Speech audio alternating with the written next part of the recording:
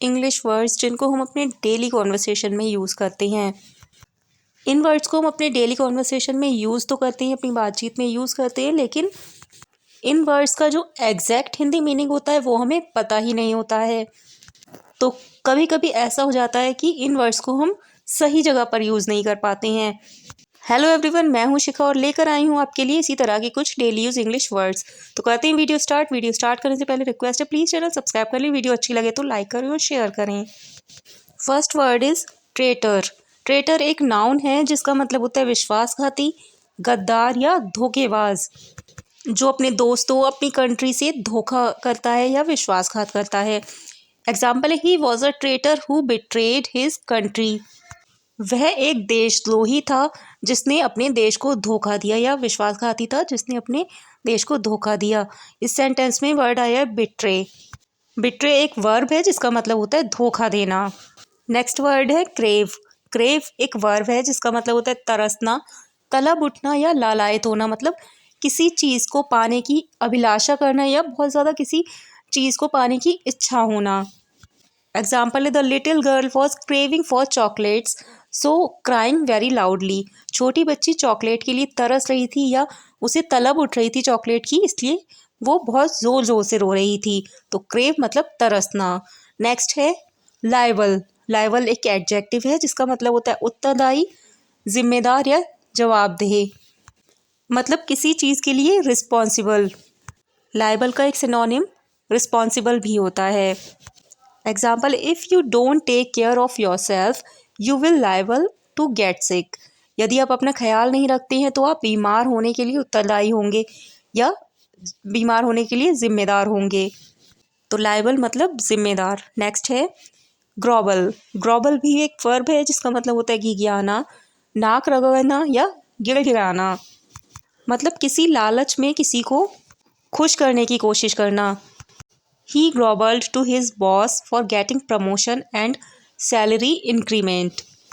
वह पदोन्नति और वेतन वृद्धि के लिए अपने मालिक से गिड़गिड़ाया या उन्हें खुश करने की कोशिश की। या सैलरी इंक्रीमेंट की जगह हम सिर्फ इंक्रीमेंट भी बोल सकते थे। इंक्रीमेंट एक नाउन है जिसका मतलब होता है वृद्धि या वेतन वृद्धि, और ग्रोवल मतलब गिड़गिड़ाना। नेक्स्ट है प्रोमिनेंट। प्रोमिनेंट एक एडजेक्टिव है जिसका मतलब होता है महत्वपूर्ण, प्रमुख, मुख्य या प्रसिद्ध, मतलब कोई चीज़ जो बहुत ही ज़्यादा इम्पोर्टेंट भी हो, साथ ही बहुत ही ज़्यादा फेमस भी है। एग्जाम्पल है, many prominent persons from politics, sports and film industry were invited to their wedding. उनकी शादी में राजनीति, खेल और फिल्म उद्योग के कई प्रमुख व्यक्तियों को आमंत्रित किया गया था। प्रमुख मतलब प्रसिद्ध भी हैं और जो इम्पोर्टेंट भी हैं। अगला वर्ड है हमारी लिस्ट में ट्रेंड। ट्रेंड एक नाउन है जिसका मतलब होता है प्रचलन, चलन, दौर या विचारधारा। ट्रेंड वर्ड का यूज़ हम सभी बहुत ज़्यादा कर रहे हैं आजकल, लेकिन मुझे पता है ट्रेंड का जो एग्जैक्ट हिंदी मीनिंग है वो बहुत सारे लोगों को नहीं पता होगा। तो ट्रेंड का मतलब होता है प्रचलन, चलन या दौर। एग्जाम्पल है, she always keeps herself up to date and follows the latest trends in fashion. वह हमेशा खुद को अप टू डेट रखती है और फैशन के नए चलन का अनुसरण करती है, मतलब फैशन के नए चलन के साथ चलती है या उसको फॉलो करती है। और अप टू डेट का मतलब होता है जो मॉडर्न चीज़ें चल रही होती हैं उनके बारे में नॉलेज रखना और उनको फॉलो करना।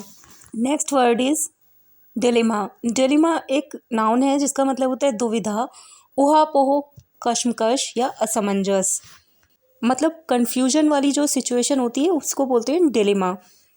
Example is, she is in a dilemma about whether to accept the offer of doing job in abroad और नॉट, मतलब वह इस दुविधा में है या असमंजस या कश्मकश में है कि वह विदेश में नौकरी करने का प्रस्ताव स्वीकार करे या नहीं, मतलब एक कन्फ्यूजन है कि वो अब्रॉड में जॉब करने के ऑफ़र को एक्सेप्ट करे या नहीं करे। तो जब बहुत सारे ऑप्शंस में से किसी एक को चूज़ करने का जो कन्फ्यूजन होता है या जिसमें हम समझ नहीं पा रहे होते हैं कि किसको एक्सेप्ट करें या किसको चूज़ करें या ये काम करें या ना करें, तो उस तरह की जो सिचुएशन होती है उसे कहते हैं डिलेमा। अगला वर्ड है क्लच। अगर आप एक गर्ल हैं, एक लड़की हैं, एक लेडी हैं, तो आपको क्लच का मतलब अच्छे से पता होगा, क्योंकि जो क्लच बैग होता है जिसको हम हाथ में पकड़ कर रखते हैं उसे क्लच बोलती हैं। तो वो क्लच का मतलब होता है पकड़ना, इसलिए उसका नाम क्लच है। चलिए यहाँ पर अपने वर्ड की बात कर लेते हैं। क्लच एक वर्ब भी है और एक नाउन भी है। इसको हम वर्ब और नाउन दोनों तरह से यूज़ कर सकते हैं। एज अ वर्ब इसका मतलब है पकड़ना या भींचना, मतलब कसकर किसी चीज़ को पकड़ना। और एज अ नाउन इसका मतलब होता है पकड़, शिकंजा, चंगुल या पंजा। फर्स्ट एग्जाम्पल है the child clutched his mother's hand tightly due to fear, मतलब बच्चे ने डर के मारे अपनी माँ का हाथ कसकर पकड़ लिया या अपनी माँ का हाथ डर के मारे भींच लिया। इस सेंटेंस में हमने क्लच को एज अ वर्ब यूज़ किया है। अब बात करते हैं एज अ नाउन की। तो इसका एग्जाम्पल है the police was trying to release her from the clutch of kidnappers, मतलब पुलिस उसे अपहरणकर्ताओं के चंगुल से छुड़ाने का प्रयास कर रही थी। चंगुल से या शिकंजे से, पकड़ से छुड़ाने का प्रयास कर रही थी। तो क्लच मतलब पकड़ना और शिकंजा। तो आज का वीडियो छोटा सा था, लेकिन आज मैं लास्ट में आपको एक होमवर्क देने वाली हूँ। आज मैंने ज़्यादा वर्ड्स आपको नहीं सिखाए हैं, सिर्फ 8 वर्ड्स बताए हैं।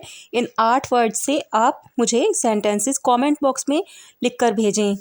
साथ ही अगर वीडियो पसंद आया हो तो प्लीज़ लाइक करें, शेयर करें, और अगर अभी तक चैनल सब्सक्राइब नहीं किया हो तो प्लीज़ चैनल सब्सक्राइब करें।